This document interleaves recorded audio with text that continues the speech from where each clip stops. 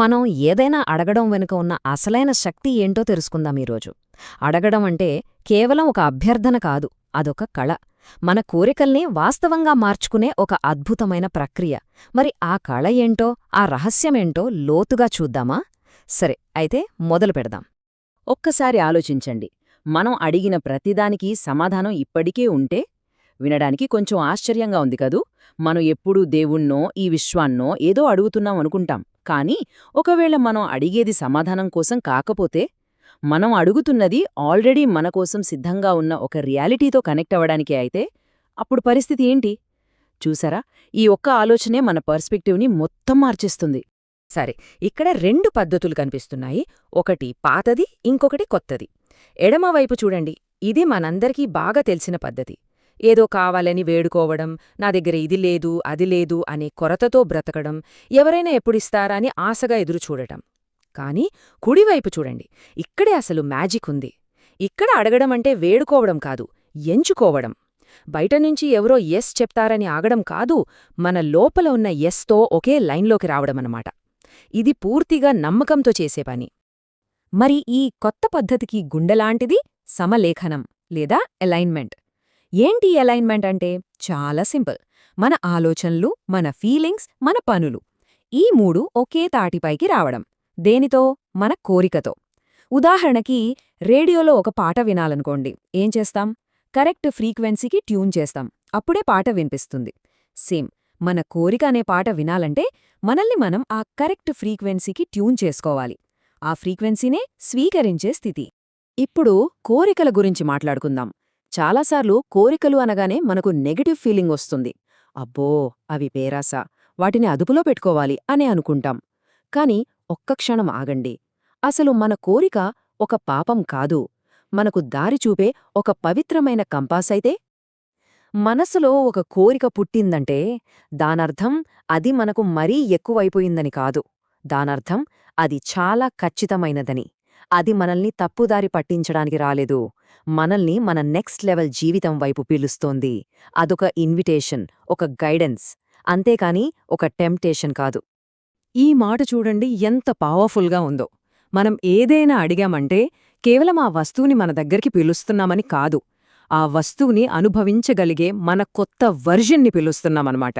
అంటే ఒక కారు కావాలని అడిగినప్పుడు మనం కేవలం ఆ కార్ని కోరుకోట్లేదు, ఆ కార్ని నడపగలిగే సంతోషం, స్వేచ్ఛ, సామర్థ్యమున్న మనల్ని మనం మేల్కొల్పుతున్నాం.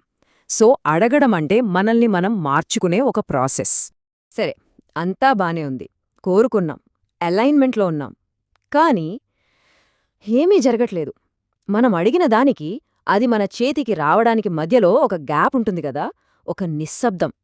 అమ్మో, ఆ టైంలోనే చాలామంది నీరసపడిపోతారు, వదిలేస్తారు. అసలా నిశ్శబ్దం ఏంటి? ఆ గ్యాప్ని మనం ఎలా అర్థం చేసుకోవాలి? దాని గురించే ఇప్పుడు తెలుసుకుందాం. ఆ గ్యాప్ సమయంలో వచ్చే నిశ్శబ్దముందే, దాన్నే మనం తప్పుగా అర్థం చేసుకుంటాం.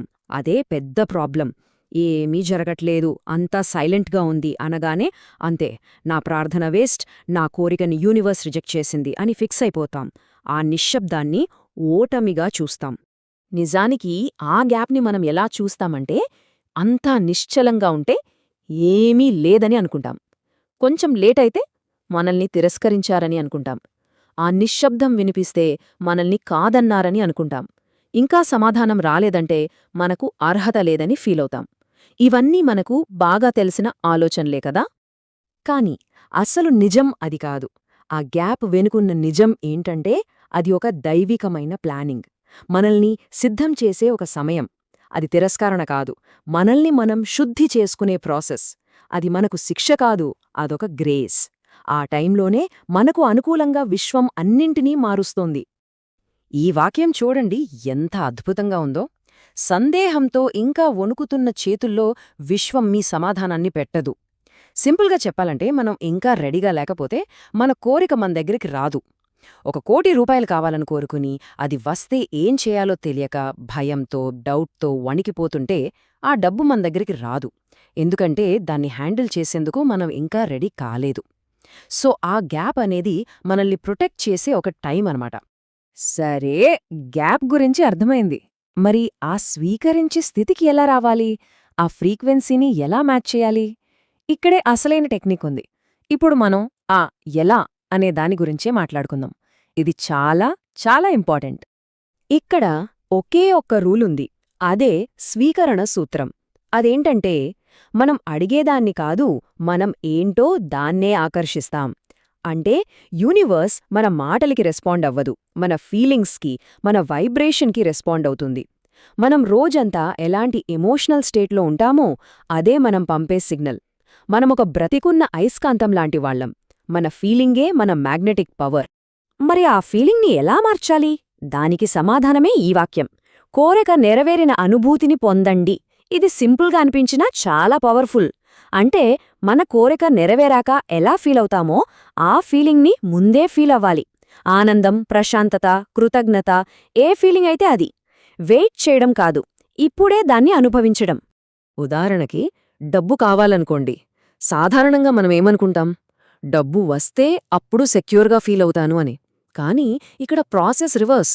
స్టెప్ 1, ముందు మనం సెక్యూర్గా, పీస్ఫుల్గా ఫీలవ్వాలి. బయట పరిస్థితి ఎలా ఉన్నా సరే లోపల ఆ ఫీలింగ్ని క్రియేట్ చేసుకోవాలి. స్టెప్ 2, ఎప్పుడైతే మనం కంటిన్యూస్గా ఆ ఫీలింగ్లో ఉంటామో దానికి తగ్గట్టుగా బయట ప్రపంచం మారి డబ్బు మనవైపు రావడం మొదలవుతుంది. ముందు ఫీలింగ్, తర్వాత రియాలిటీ. సరే, ఇప్పుడు మనం ఫైనల్ స్టేజ్కి వచ్చేసాం. ఇక్కడికొచ్చాక అడగడం అనే కాన్సెప్టే మారిపోతుంది. అసలు అడగాల్సిన అవసరమే ఉండదు. ఎందుకంటే మనం అడిగేది వేరు, మనం వేరు అనే ఫీలింగ్ పోయి మనమే మనం కోరుకున్న దానికి సమాధానంగా జీవించడం మొదలుపెడతాం. ఈ మార్పు ఎలా ఉంటుందంటే, పాత స్థితిలో మనం ఒక అన్వేషకుడులా ఉంటాం. సమాధానం ఎక్కడ దొరుకుతుందా అని బయట వెతుకుతూ ఉంటాం. కానీ కొత్త స్థితిలో మనమొక వాహకంగా మారిపోతాం. అంటే సమాధానం మన ద్వారా ప్రవహిస్తుంది. మనం ధృవీకరణ కోసం ఎదురుచూడం, మనమే ఆ ధృవీకరణగా ఉంటాం. భవిష్యత్తు కోసం ఆశించకుండా ఆ కోరిక నెరవేరిన తుది ఫలితం నుండే మన ప్రతిరోజుని జీవిస్తాం. సింపుల్గా చెప్పాలంటే, మనం ఎప్పుడైతే నడవడం మొదలుపెడతామో అప్పుడు అడగడం ఆపేస్తాం. అంటే మనం కోరుకున్న వ్యక్తిగా బ్రతకడం మొదలుపెట్టాక ఇంక దేని గురించి అడగాల్సిన పనే ఉండదు. ఎందుకంటే మనం ఆల్రెడీ ఆ రియాలిటీలో జీవిస్తున్నాం. అప్పుడు అడగడం అనేది పూర్తిగా ఆగిపోతుంది. చివరిగా గుర్తుంచుకోవాల్సిన ఒకే ఒక్క విషయం, మనం వెతుకుతున్న సమాధానం ఎక్కడో బయట లేదు, అది మనమే. ఆ శక్తి, ఆ అద్భుతం అన్నీ మన లోపలే ఉన్నాయి. మనం దేన్నైతే వెతుకుతున్నామో అది మనమే. ఎప్పుడైతే మనం అడగడం ఆపి ఆ సమాధానంగా జీవించడం మొదలుపెడతామో అప్పుడీ విశ్వం మొత్తం మనకు తోడుగా నిలుస్తుంది.